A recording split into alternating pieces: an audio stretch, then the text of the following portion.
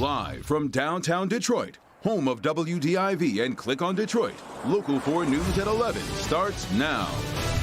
As cases of the coronavirus increase all over the country, President Trump warning it could be months before things get better. When I've spoken actually with my son, he says, "How bad is this?" It's bad.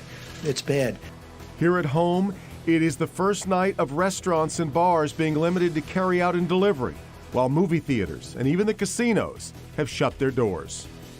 Off the top tonight at 11 right now in Michigan, we are up to 54 confirmed cases, including an elementary school student in South Lyon. Tonight, South Lyon schools informing parents a student at Salem Elementary tested positive.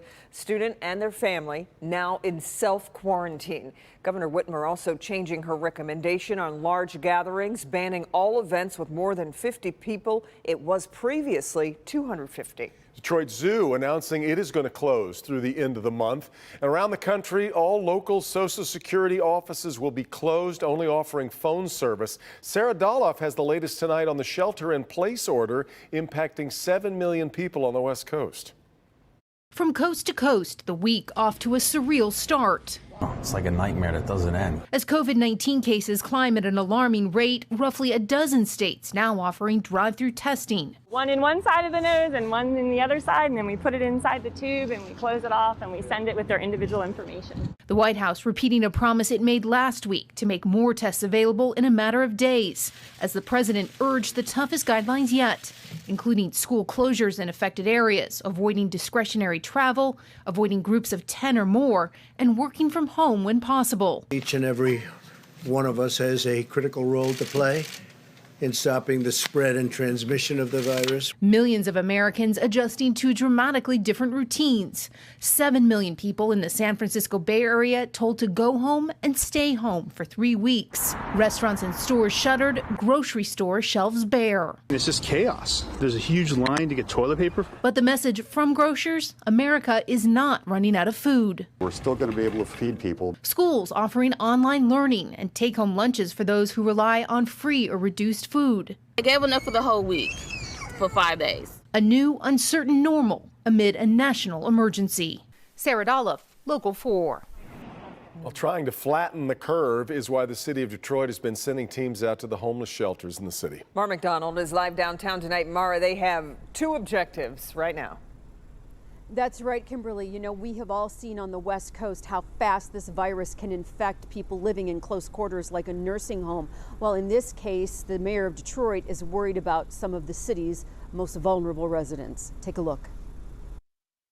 I have been very concerned that there are not enough protections in place to keep COVID-19 from spreading among our homeless population. Which is why the city has sent out medical teams to the shelters over the last several days, checking for symptoms, taking temperatures.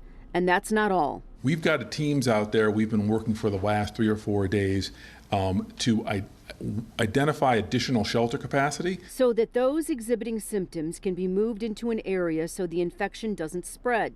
In addition, the 36th District Court has halted eviction proceedings during the crisis, and the Wayne County Treasurer has halted foreclosures. Since many of us will be spending a lot more time at home over the coming weeks, please, the mayor says, fill out your census.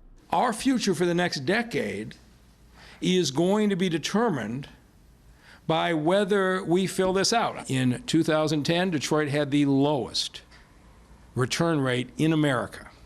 And we probably lost $300 million in the last decade. How much would that have meant to us? Back here live, also a call for help from the Red Cross tonight, which says that blood donation levels are critically low. Because of this virus, so many businesses have shut down. They've canceled all their blood drives. You can still donate blood hygienically and safely. All you have to do is get on redcross.org, put in your zip code. They'll come up with blood donation centers near you, and click an appointment. They're taking, you know, on any given day, they take real precautions. Now it's ramped up to about 11, meaning that the minute you hit the door, they're taking your temperature and then they're taking it again. Everything is swabbed down with massive amounts of disinfectant. They are making it a safe place to do it. We need blood. It's just that simple. Devin, Kimberly, we're live downtown tonight. Back to you. Yeah. All right, Mara, indeed. Our Dr. Frank McGeorge worked in the emergency room over the weekend and tells us he is indeed seeing an increase of sick patients coming to the ER. Working midnights in the ER this weekend was already very different from the weekend before. The difference, of course, is that it's been 6 days since the first positive COVID-19 tests in Michigan, which was last Tuesday, and we have seen a very steady increase in case counts since then. Now, most people are definitely taking the situation much more seriously, and that is being reflected in the number of people that are coming to the ER, either asking to be tested or, frankly, just very ill with possible COVID-19. Now, hospitals across Metro Detroit are ramping up our capability of caring for these additional patients, along with all the other usual things that we have to take care of in the hospital. But based purely on the number of tests that I ordered, along with my colleagues, and then extrapolating that to the whole of Metro Detroit and then the state, I have no doubt that the state has hundreds of samples to be run, and they are likely prioritizing them based on the clinical condition of the patient. If you were tested, do not expect results for several days, and if you are at home in quarantine, stay there. Back to you. Always good advice, Dr. McGeorge. Thank you. Well, tonight is the first of many where restaurants and bars are closed statewide. Governor Whitmer's executive order forced restaurants to close for at least 2 weeks. Priya Mann live tonight. Priya, restaurants can still be open for carry-out and delivery, but this still leaves thousands without a job tonight. Yeah, that's right. Hostesses, some kitchen staff, of course, servers and bartenders who rely on tips to earn a living. Now, we're outside Selden Standard in Midtown. Signs like this popping up all over the state, letting customers know the restaurant is closed indefinitely. In the last 24 hours, it's been a roller coaster of emotion. Grey Ghost couldn't do carryout and was forced to close, affecting more than 40 workers. Our staff mean everything to us, and having to send a communication to say we can't work is something that you never want to do. The high-end Detroit restaurant expects to lose anywhere from $10,000 to $25,000 in inventory over the next 2 weeks. It's not just our industry, but you just hope that the government helps us find a way to dig out of this thing. On Monday, a sweeping executive order by Governor Whitmer banned dine-in customers at all restaurants, but they can still have carry-out, drive-through, and delivery services. What's up, guys? Boulevard Cafe in Coney near Midtown is relying on carryout and curbside pickup. Less contact as possible for our safety and for their safety, because we don't know, you don't know who is a carrier. That's the scary part. As health officials urge the public to practice social distancing, the family-run Staples says it's doing its part to keep customers safe. Like, you walk in and I smell the sanitizer and bleach. This man was getting Chinese food on his way to work and says he's trying to adjust to a new normal. I still have to work, I still have to eat, so still serving people, so that's a great thing. But I think it's going to put pressure on everyone.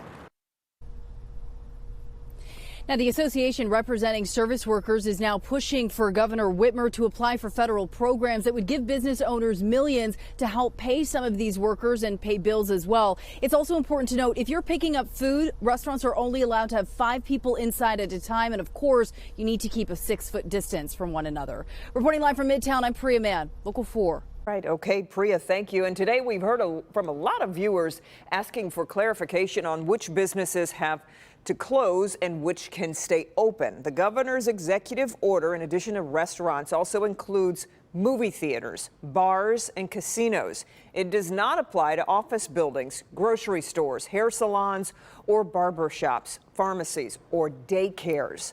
The order is in effect for at least March 30th for the entire list of what businesses are impacted. We put the governor's order on our website. Just go to clickondetroit.com.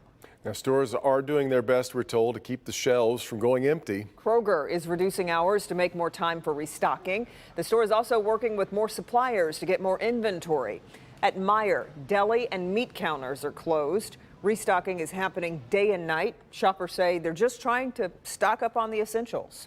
My daughter's college closed down, so I had to restock for the family.